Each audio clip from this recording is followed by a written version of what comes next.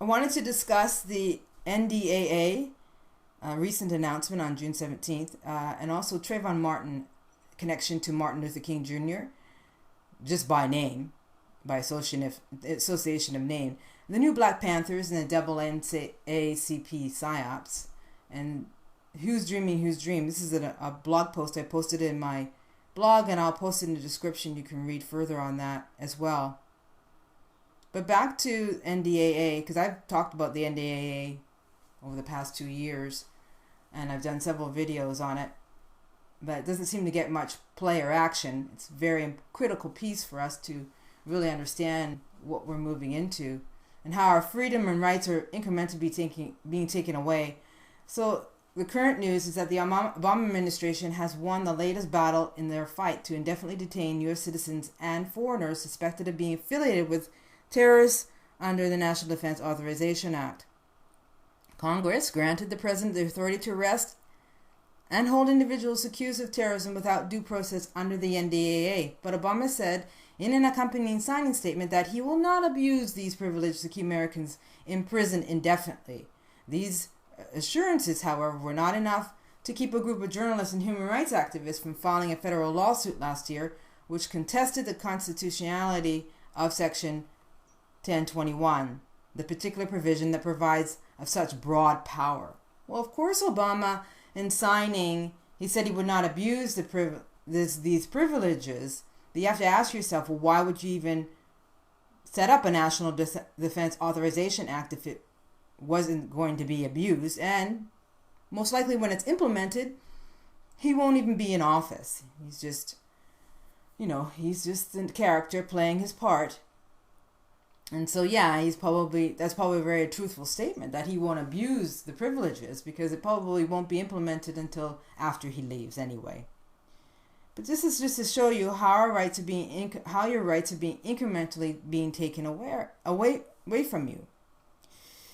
And this piece does not get very much play because there's so much mass confusion, there's so much other stuff going on, and so authorization acts like this get passed through without very much scrutiny. And as you can see here, the journalists and human rights activists who filed a federal lawsuit last year, they're part of what is called the controlled opposition. They are most likely individuals that were provoked to create an opposition, to create a debate around the National Defense Authorization Act so that the general public will feel that someone is taking a stand on their behalf, and yet that is further from the truth. They just implement these controlled opposition initiatives when they want to move certain things through. It's all a part of, it's a scam, is what it is. It's an absolute scam. So the third dimensional reality has been established in such a way that anything that challenges the status quo is immediately rejected. It makes no difference if the challenge is accurate or inaccurate. What matters to the universal architects who manufacture thought, the thought process, and the fabricated minds that you think that are yours, yes, your thoughts are not your own. The thought process is not who you are. And the fabricated minds that you think are used for the thinking process is what's creating the disconnection from the reality of who and what you are as awareness. As awareness, you do not need to think. There is no thought process. You just know. You're all knowing and wise. And the universal architects manufactured the mind and the thought process and thought in order to manipulate you. They just mirrored an aspect of your essence. The core aspect of your essence, mirrored it and are manipulating you through this third dimensional reality into believing that your thoughts and your mind are yours, and yet everything that's implanted within your mind is the scripts that you buy into, the social programs that you buy into. And I talked about this in more depth in my last audio, and I noticed the numbers have gone down in terms of those who were able to even listen to this, because that can be very jarring for the average person to know that our minds are not ours, that our thought process is not ours, and that thought is not ours. That is nothing to do with who and what we are. It's a pretty far out concepts to understand and comprehend, but it's like you're listening to a podcast in which I'm talking about the deeper truths. And, so hopefully over time you'll come to accept some of these ideas or concepts that I'm sharing with you, but you really can't comprehend what I'm sharing with you until you come to the knowing of the truth of this within yourself. You have to experience it to know the truth of it. It's very easy for me to make these kind of statements and as truth, but you have to come to know and experience it and discern this for yourself. So take what resonates for you and leave the rest, but know that what I'm sharing with you is the deeper truth of what I know to be true. And the power control force don't want you to know what I'm sharing with you. They want you to stay in utter chaos and confusion and debate about what's going on in the physical world stage, and not really allowing you, in order to keep you disconnected from the truth of who you are. Now, with debate comes confusion. And so each individual is usually quite certain their perspective is accurate. Exactly. That's why I'm sharing with you. I believe that this is what I'm sharing with you is accurate. And that's the nature of the awareness that you are. I mean, you are all knowing and wise. And so that urge to be able to share your perspective from wherever you are in your place of growth or dysfunction or pathology or whatever, or what you believe is to be true, just know that can change. That does change. Once you come to know the truth of who you are, that will change. It will change. You'll be able to see through and pierce the veil. And that's all we're doing here. So the reality is, and the important piece here, is with confusion comes complete disconnection or lack of focus upon what truly constitutes reality. The only way to communicate what reality is to identify what could disconnect us from reality and what then becomes the veil that keeps us disconnected and which is perpetuated. This doesn't include debate, just communicating the obvious for others to accept or reject. And that's what I'm doing here. Therefore, when we attempt to expose the agenda, and that's all we're doing here, we can disconnect from the hypnosis, and we can always look to the media for clues or cues as to what is coming next in the rollout plans for complete and utter control of the unique awareness that you are. And so it is through the media that is being spoon-fed to the masses around the world that we can get our information and gain full knowledge without becoming hypnotized of the hypnotic trance we are experiencing and yet appears to be completely real. The only way to be unaffected by this illusory devastation delivered under the guise of such things as Armageddon or Judgment Day, and to keep from experiencing an emotional collapse, because that's what most people are going to experience, is to come out of this hypnotic trance. That's it. To come out of the hypnotic trance, to remain emotionally connected to the third dimensional illusion, believing that it's actually real, manipulates who we really are as a unique awareness into experiencing a devastating emotional cataclysm. And as the illusionary day of judgment unfolds on the physical world stage, that is what's going to happen to the masses, because they are so caught and entrenched in the five sense personality aspect of who and what they think they are. That's how the power control force are. They are so enamored and immersed in the reptilian side of the brain, the five senses. They are entrenched in it, and they're entrenched in their belief systems, which their belief systems are very, very different than the belief systems in which they have put through the mass propaganda of the religious systems that proliferate the world stage. Their belief systems are far different than the belief systems that most of humanity adheres to through the religious systems. So when we bring into focus and expose the agenda at play through awareness, what it is that the universal architects or intellectual thinking entities are using to manipulate us to do their bidding breaks the hypnotic spell. And so that's what we're doing here. Now, Trayvon Martin is an example. The Trayvon Martin case came out July 13th. The verdict came out. And note that it's on the same day of the due date of Kate Middleton's new baby. This is not by coincidence. Her official due date was July 13th. There were rumors that it was in the U.S. that were going around. It was July 11th. Just playing on the numbers. And also, I want to note here that there are many things around the world that were happening on that day. But more specifically, in relation to this podcast, the NAACP had their national convention in Orlando, Florida on July 13th. On the same day that this Trayvon Martin and George Zimmerman case came to a close. I bring this up as the NAACP is supporters of the the new Black Panther movement, which apparently is well funded and is forging this movement that George Zimmerman needs to be charged with civil rights violations, or he needs to be eliminated from this earth. Pretty harsh words from this group of radicalist movement, which is well funded, so I've read.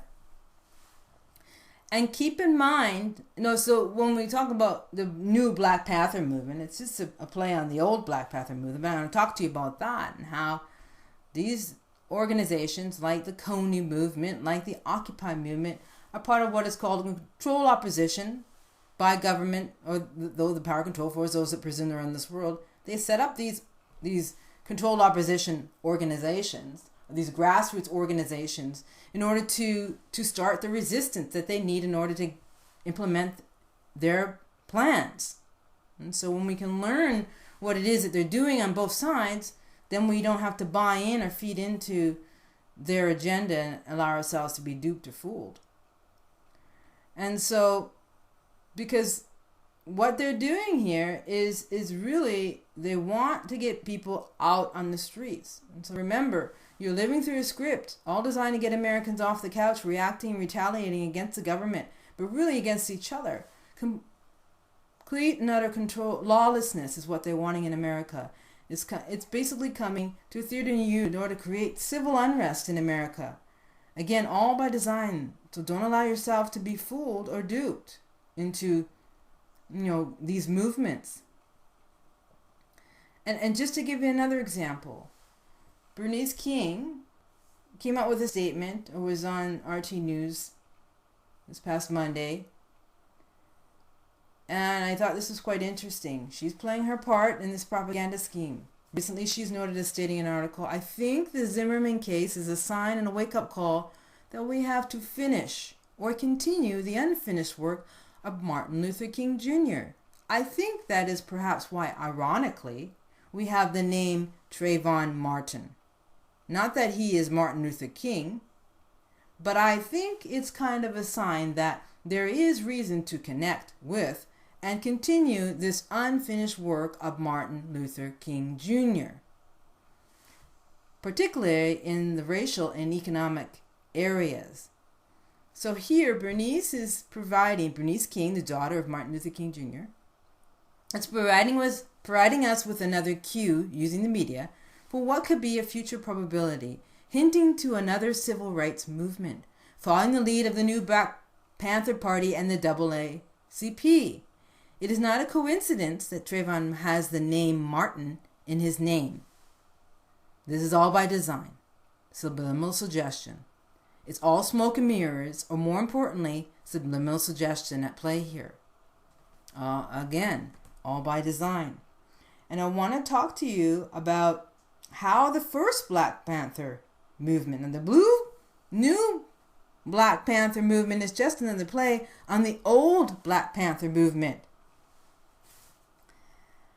And it has never died or faded away. It is still here and alive and well. And the new Black Panther movement is the same group, just different people running it. So don't be deceived. This is an illegal clandestine domestic governmental program. And there are many of them, such as Project Chaos and Mockingbird, COINTELPRO. These are all governmental programs still operating in the United States and are being currently used to demonize, demoralize, and discredit any and all justifiable and constitutionally protected resistance in opposition to the abuses of governmental power and authority. They're masters of what they do here. The Center for Investigative Reporting was responsible for exposing and implanting, by implication, Richard Aoki as a whooping boy, a made for mass media consumption, a notorious and sensational FBI agent informant and agent provocateur for the Black Panthers back in the 60s. Alex Jones from InfoWars reported that Richard Aoki was responsible for not only teaching the Black Panthers to use guns, but supplying the group with weapons before deadly shootouts with Oakland police in the 1960s during the Civil Rights Movement. There's a series of videos that I posted, or one, and you can watch all of them, which really talk more in depth about this guy who was a former FBI agent and how he was used to start the Black Panther movement and supply guns to the original Black Panther movement back in the 60s. It's very revealing. You have to ask yourself, why would they want to reveal to the masses of the public the controlled opposition portion? Why would they want to let people know how these organizations are formed? Because what it does is it will desensitize people. When you learn about how this system operates, you could become desensitized because it's very shocking and very alarming that the system in which we live in is total deception and lies. And so this creates a schism in the brain, and it immobilizes you, and it demoralizes one to learn that these organizations are just fronts, right? And that people are just being played, their characters playing a part, and they allow themselves to be duped. And most of these characters come from Freemasonry.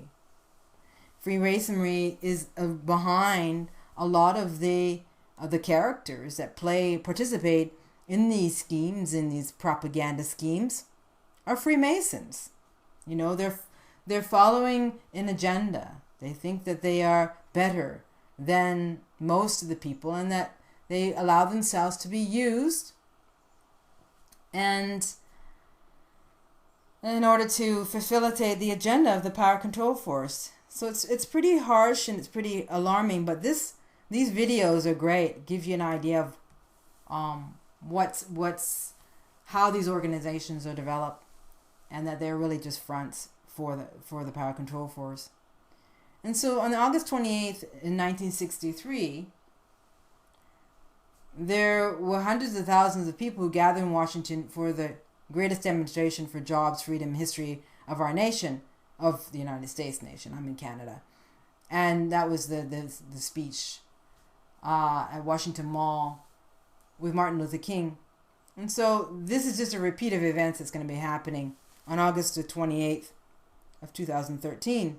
So we'll have to see. Or on August the 24th, we'll commemorate the 50th anniversary of the March on Washington by convening again on the National Mall. So let's see how many people show up for that. I don't know if they can get enough people off their seats off their couches to go to Washington to, I don't know if George Zimmerman case or the George Zimmerman, Trayvon Martin case is going to be enough to get people off their seats, but it'll definitely be a cue for the power control force to see where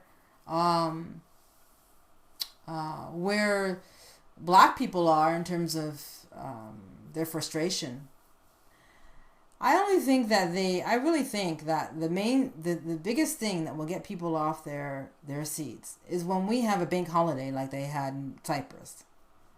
And I think that that's what this is all leading up to. I mean, they're just kind of initiating these movements, and movements are kind of creating an intensification, right? These different movements, and it's just creating an intensification. But I think the big bomb that's going to drop to get people, the masses out on the streets, is going to be when they have a bank holiday and nobody can have access to their money. That will get people off their asses, for sure. So I'm going to leave you with that. Again, the article I posted is in my blog, and I will leave a copy in the description. Thank you for all of you who are subscribing to this channel.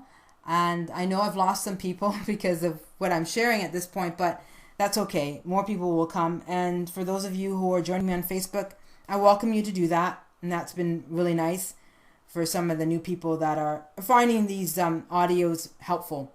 Again, I want to thank you for tuning in. And my next one is going to be on Kate Williams' new baby. And yeah, that should be interesting. So we'll talk to you soon. Take care. Bye-bye.